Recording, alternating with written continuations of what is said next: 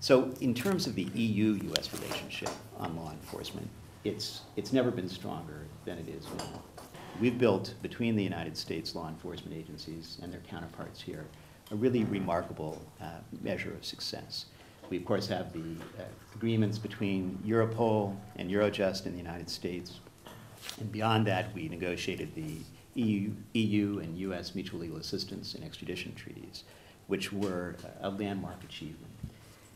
And as well, on the practical cooperation, we have liaison officers at Europol. My colleague Stuart Robinson, who's assigned from the Department of Justice, is also our liaison at Eurojust.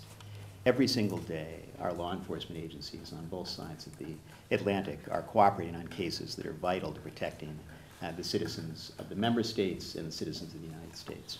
Without that cooperation, we couldn't possibly fight the criminal organizations that increasingly, of course, have become globalized in their operations and their willingness to use cyber means and other means to transcend boundaries.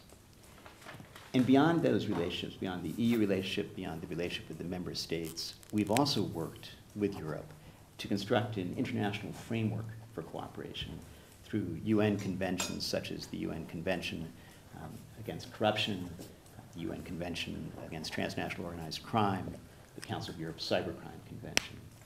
All of these conventions carry with them the important element of cooperation to the maximum extent possible in fighting crime.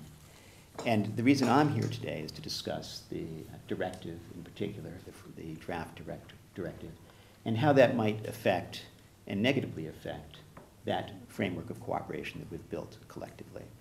It's not intentional, of course, that the directive do that, but we believe that there are a number of features of that directive that, if not corrected, could undercut much of what we've accomplished over the past decade and more.